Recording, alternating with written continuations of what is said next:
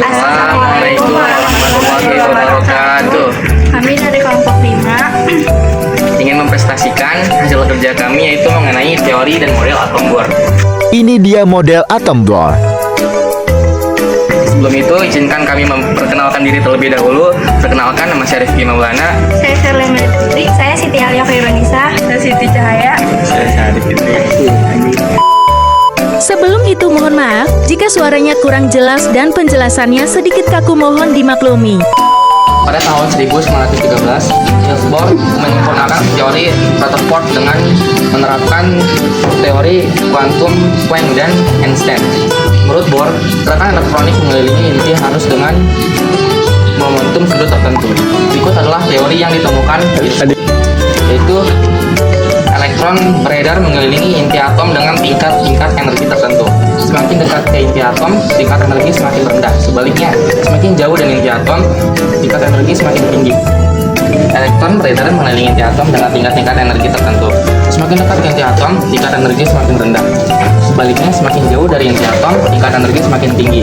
Tingkat-tingkat energi ini membentuk lintasan orbit elektron yang berupa lingkaran.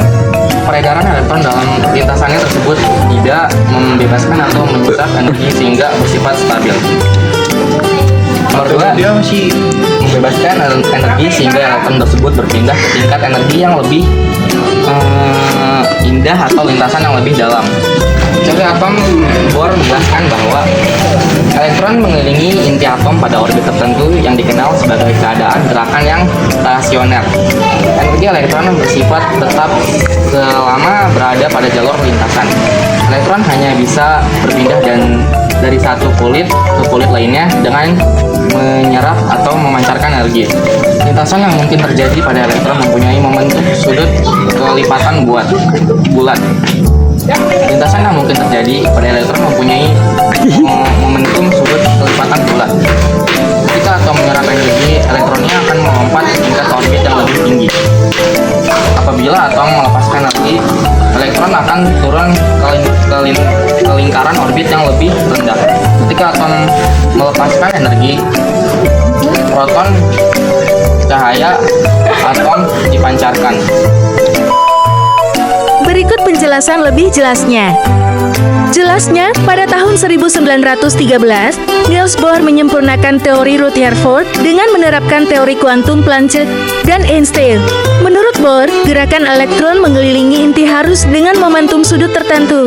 Berikut adalah teori yang dikemukakan Niels Bohr. A. Elektron beredar mengelilingi inti atom dengan tingkat-tingkat energi tertentu.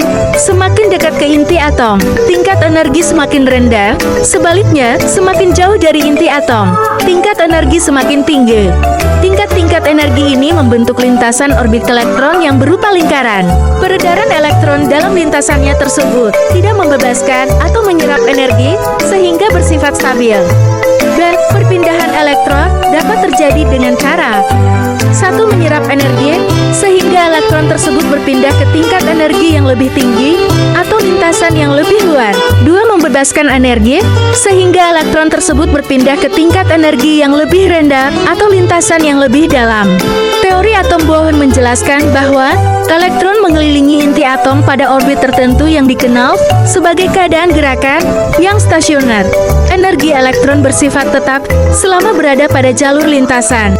Elektron hanya bisa berpindah dari satu kulit ke kulit lainnya dengan menyerap atau memancarkan energi. Lintasan yang mungkin terjadi pada elektron mempunyai momentum sudut kelipatan bulat. Ketika atom menyerap energi, elektronnya akan melompat ke tingkatan orbit yang lebih tinggi. Apabila atom melepaskan energi, elektron akan turun ke tingkatan orbit yang lebih rendah.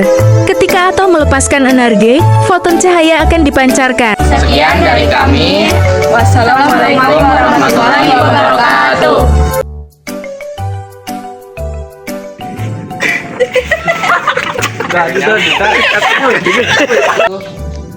Elektron beredar mengelilingi inti atom dengan tingkat-tingkat energi tertentu. Semakin dekat ke inti atom, tingkat luas. Nomor 2, membebas.